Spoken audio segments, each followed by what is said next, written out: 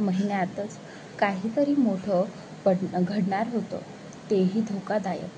कदाचित काही धार्मिक ठिकाणी किंवा मग एखाद्या महत्त्वाच्या संघटनेच्या ऑफिसवरती हल्लाही होऊ शकत होता, जेणेकरून सामाजिक हिंसा भडकेल, शांतता धोक्यात येईल. यात लोकांचा जीवही जाऊ शकतो. नेमकं काय टार्गेट असणार होतं हे अजून क्लिअर झालेलं नव्हतं, पण काहीतरी भयंकर घडणार हे मात्र नक्की. शिवाय शहराच्या आसपास 3 ठिकाणी अगदी चुप्पा पद्धतीने टेररिस्ट ट्रेनिंग सेंटर सुरू आहे. ही माहिती मिळाली होती. ही माहिती 100% व्हेंटिलेट केलेली नसेल तरी त्याचे चान्सेस सांगितले होते. अगदी 1% जरी चान्स असेल तरीही 5ला हे सगळं ट्रेनिंग सेंटर शोधून उधळून लावायचे होते. एकदा का इथली माणसं हाती लागली की आणखीन कुठे कुठे अशा प्रकारचं काही सुरू आहेत ही ती सगळी माहिती हाती लागू शकणार होती. कारण जर खरंच असे छोटे मोठे ट्रेनिंग सेंटर चालत असतील तर उद्या जाऊन त्याची युनिव्हर्सिटी व्हायच्या आधी तिथलं सगळं पाण्यामुळे उधळून टाकणं आवश्यक होतं. या सगळ्या विचारांमध्ये तो जॉगिंगसाठी बराच अंतर धावत गेला. परतला तेव्हा देशमुख आबा झाडांना पाणी घालत होते. त्याला आलेलं पाहून त्यांनी हसून गुड मॉर्निंग म्हटलं, पण जुई त्याला दिसली नाही. तेवढ्यात वसू लगबगीने येताना दिसली. काय ग वसू, आज एवढ्या सकाळी सकाळी? जाता येते आबांनी तिला विचारलं. आबा स्वतः कमी ऐकायला यायचं, त्यामुळे ते सगळ्यांसोबतच मोठ्याने बोलायचे. प्रकाश भाज्या सप्लाय करायचं काम करतो ना, त्यातल्याच एका हॉटेलच्या मालकांनी एक नवं हॉटेल उघडलं आहे. त्याचे उद्घाटन आहे. तिकडे जायचं आहे म्हणून म्हटलं आजची कामं जरा लवकरच आटपते. लवकर आले तर दुपारपर्यंत सगळीकडे आटपता येईल. प्रकाशला त्याच्या साहेबांनी आवर्जून बोलवलेलं आहे. सगळ्यांना घेऊन ये असंही म्हटलेलं आहे. आबांना कमी ऐकायला येतं म्हणून वसूही मोठ्यानेच बोलली. बरं, पण तुझ्या माईंना सांगितलं आहे का की नाही आज लवकर येणार आहे ते? हो आबा, कालच बोलले होते. माईचा कडक टाईम टेबल माहीत आहे की मला? हो बाबा, तुला माई म्हणजे वेळेची पक्की. जरा म्हणून इकडच्या तिकडे नाही तिला चालणार. जा मग आता. आबा चहा घेणार का? असा प्रश्न आता वसूने आबांना विचारला. हो, जा कर. मस्त आल्याचा चहा कर हा. मस्त साखर 2 चमचे घाल, पण तुझ्या माईसारखी कंजूसी करू नको. बरं आबा, हसून म्हणून वसू आत गेली. त्यानंतर वसूचा नवरा हॉटेलमध्ये भाज्या सप्लाय करायचं काम करतो हे शब्द पार्थचे कानावर टवकारले. कदाचित याच्याकडून काही क्लू मिळू शकेल. पार्थच्या डोक्यात विचार चमकला. तसं तर त्याच्या टीममधली माणसं पेरली गेली होती सगळीकडे. खबरीही ॲक्टिव्ह होते. पण तिथल्या माणसांच्या संपर्कात असलेला कुणी माणूस असेल तर लवकरच माहिती मिळेल म्हणून त्याने क्षणाचीही वेळ न दवडता आबांना आवाज दिला. आबा, ते तुम्ही काल विचारत होते ना की स्वयंपाक करण्यासाठी कोणी हवंय का म्हणून? हो, त्याचं काय? काय आहे ना बा, तर या ताई देतील का स्वयंपाक करून माझ्यासाठी? वसूकडलं एक काम परवाच सुटलंय हे ती माईंना सांगत होती. आबांच्या ते लक्षात राहिलं. ते त्याच्याशिवाय श्रीनिवासची म्हणजेच पार्थची काळजी म्हणून त्यांनी विचारलेलं काल त्याला. ती देईल करून. अरे पण तिला सगळं महाराष्ट्रीयन जेवण बनवता येतं. चालेल का तुला? हो चालेल, हरकत नाही. मी करेल मॅनेज. बाहेरचं खाण्यापेक्षा घरचं कधीही ठीक आहे ना? अगदी बरोबर, ठीक आहे. बरं, सांगतो मी तिला. आज जरा घाईत आहे मी. तिचा नवरा हॉटेलमध्ये भाज्या पुरवायचं काम करतो. तिथल्याच कुठल्या तरी हॉटेलचं उद्घाटन आहे म्हणाले. कुसुमला सांगतो मी. कुसुम बोलून ठेवेल तिच्याशी. शक्य असल्यास उद्या सकाळी पाठवतो तुझ्याकडे, चालेल ना? तर आता आबा जे आहेत ते श्रीनिवासनला सांगतात.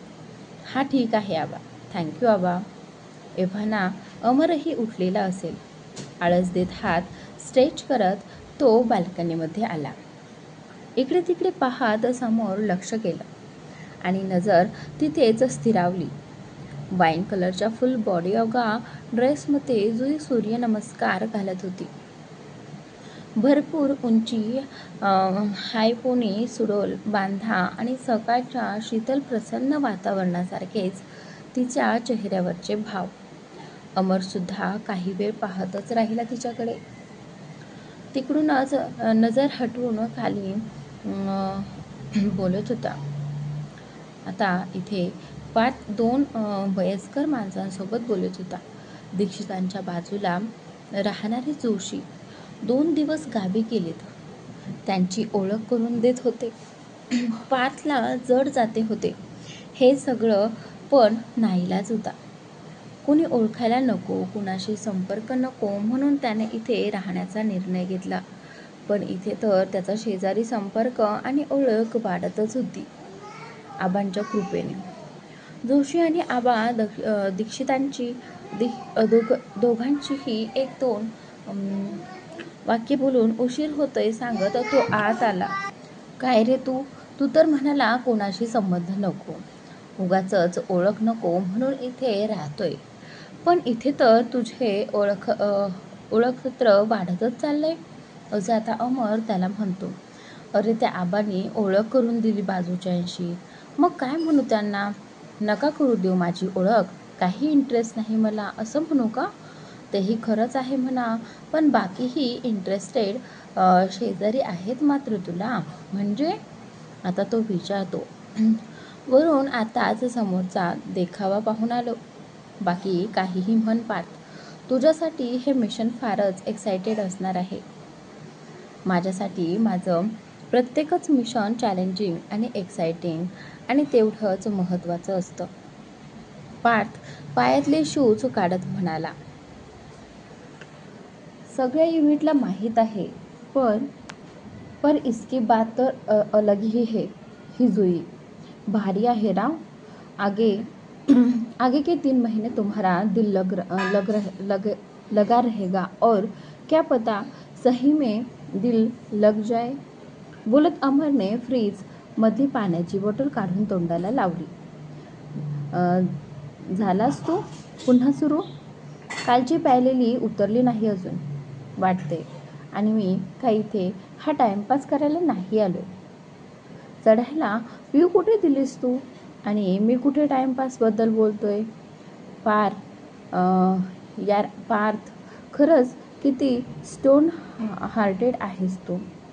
ती बिचारी आकृती फक्त तुझ्यासाठी म्हणून मागे तिने काम झाल्यावरही 3 महिने एक्सटेंडेड करून घेतले होते.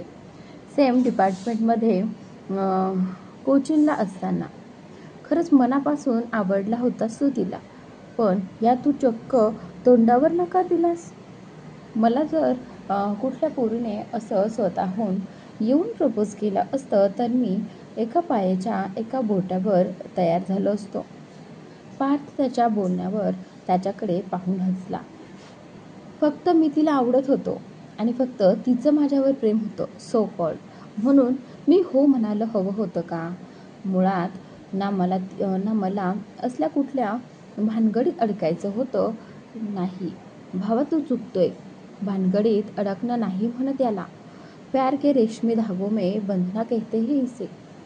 प्यारच्या रेशमी धाग्यांमध्ये बांधण्याचं सोड.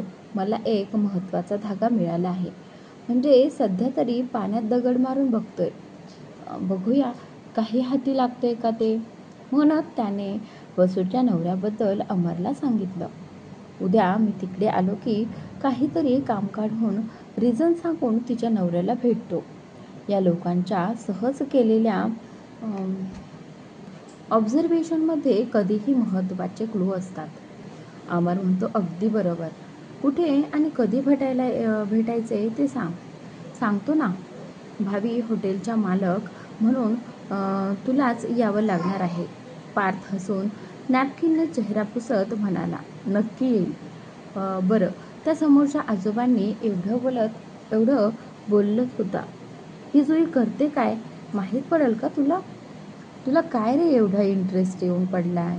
नसत्या चौकशा करायची सवयही नाही मला आणि आवडतही नाही. मी तर तुझाच विचार करत म्हणत होतो.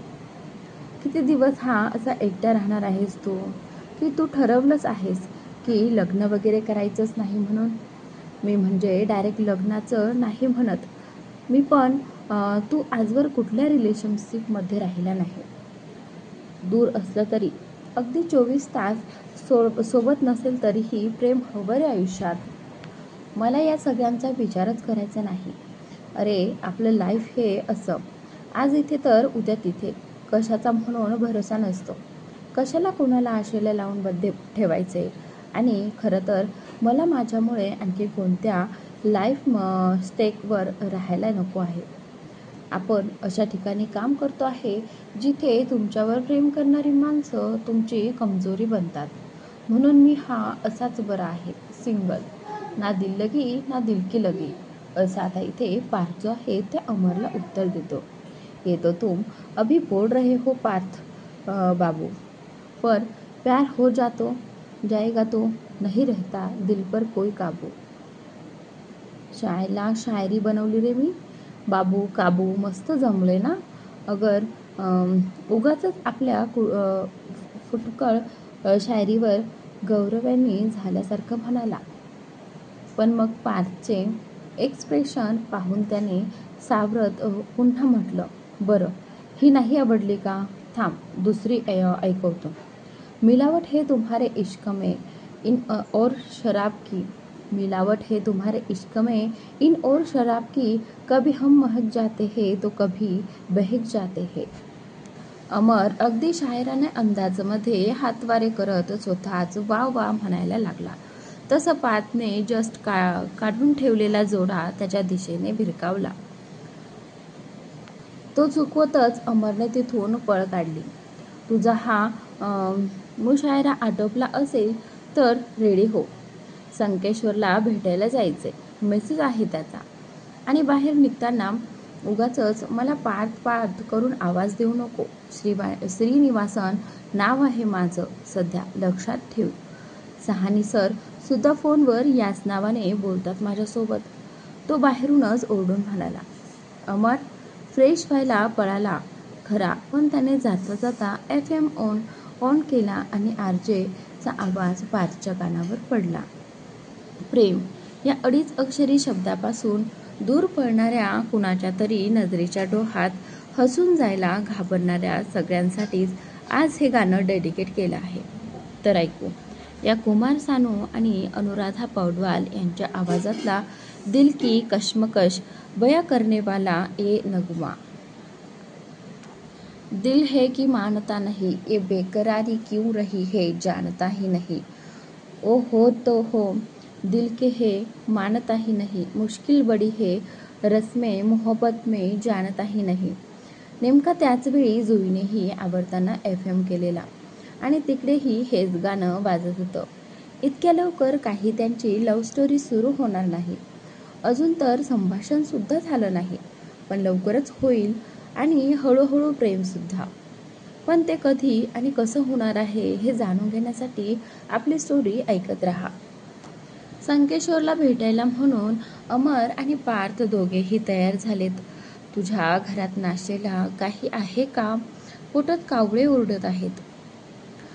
फ्रीजमध्ये ब्रेड आहे आणि ओट्यावर टोस्टर ठेवलेला आहे. बघ काही जमतं का तुला करायला? शर्ट इन करता करता पार्थ आतूनच ओरडला. ते नको. मागच्या 3 दिवसापासून ब्रेड खाऊन जगतोय मी. त्यापेक्षा बाहेर जाऊन मस्तपैकी तरी पोह्यावर ताव मारू. आरशासमोर केसांवर कंगवा फिरवता फिरवता तरी पोह्यांची टेस्ट आठवत अमर म्हणाला. किती वर्ष झालेत खाऊन. दोघेही बाहेर आलेत तर त्या दिवशी जांभळ्या रंगाचा साज चढवलेलं सौंदर्य आज हिरव्या रंगाने बहरलं होतं.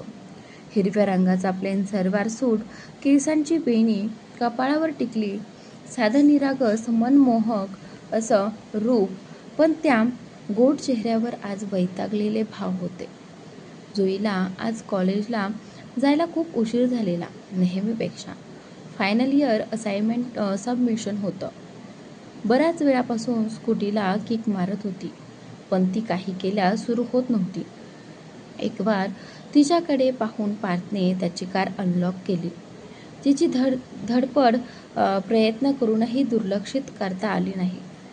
गाडीला किक मारून मात्र दम भरला होता. मोठमोठ्याने श्वास घेत कपाळावर आलेला घाम तिने उलट्या हाताने पुसला. अमरने एकदा पार्थकडे पाहिलं, पण त्याने दुर्लक्ष केल्यासारखं त्याच्याकडे पाहिलं.